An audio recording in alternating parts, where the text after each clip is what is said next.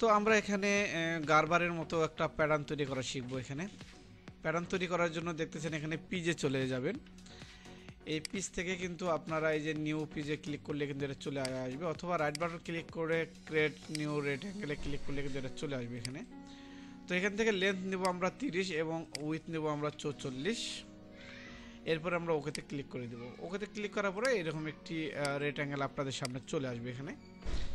এখানে আসার পরে আমরা গারবারের মতো করে যেহেতু তৈরি করব, আমরা এখান থেকে দেখতেছেন এই পয়েন্ট থেকে আমরা 3-4 ইঞ্চি একটু বাড়তি নিয়ে নেব। বাড়তি নেওয়ার জন্য দেখতেছেন এখানে আপনারা যদি শিফট প্যারালালে ক্লিক করেন, এখানে আমি একটা অপশন আমি আপনাদেরকে একটু জুম করে দেখিয়ে দেই। এই যে আইকনটা, এখানে আমরা একটা ক্লিক করব। ক্লিক করার পর ঠিক এখান থেকে এখানে আমরা ধরবো, ধরার পরে এইরকম একটি মান চাবে, আমরা এখান থেকে 3 দিয়ে দেবো, তাহলে এটা কিন্তু একটু বাড়তি হয়ে যাবে। আবার আমরা যে কাজটা করব, আমরা পিতে ক্লিক করব। পিতে ক্লিক করলে দেখবেন ক্রিয়েট প্যারালাল নামে একটা অপশন চলে আসবে এখানে। এই প্যারালালে আমরা একটা ক্লিক করব, করে আবার এখান থেকে এখানে আমরা ক্লিক করে দেবো। দেওয়ার পর আগে যেহেতু আমরা 3 ইঞ্চি বাড়তি করে নিয়েছিলাম, এবার 3 ইঞ্চি বাড়তি করে আমরা একটা লাইন টেনে নেব। জাস্ট এখানে যদি আমরা 3 দিয়ে দিই তাহলে কিন্তু হয়ে যাবে। ওকে, তাহলে কিন্তু এই লাইনটা কিন্তু চলে এসেছে। এরপরে আপনারা যে কাজটা করবেন, শুধু লাইনগুলো কিভাবে কপি করবেন সেই প্রসেসটা আজকের ভিডিওতে আপনারা দেখবেন এবং এটা প্র্যাকটিস করবেন। এরপরে আমরা কিবোর্ড থেকে আবার পিতে প্রেস করব, অর্থাৎ এইখানে যে প্যারালাল অপশনটা রয়েছে, এই প্যারালাল অপশনটা হচ্ছে যদি আমরা কিবোর্ড থেকে পিতে প্রেস করি তাহলে কিন্তু এই অপশনটা ধরে যাবে। তো যেমনটি আমার স্ক্রিনের উপর আপনারা দেখতেছেন, ঠিক এই আইকনটা।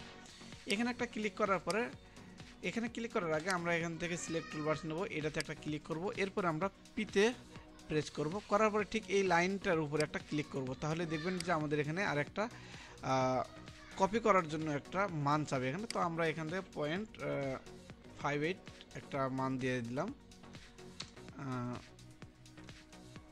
0.58। ওকে, এরপর ওকেতে দিয়ে দিলাম।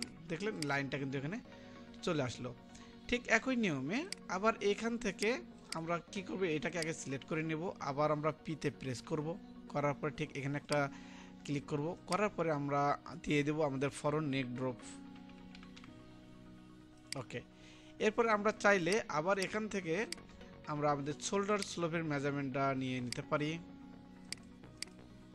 2 পাচ্ছি আমি নিয়ে নিলাম।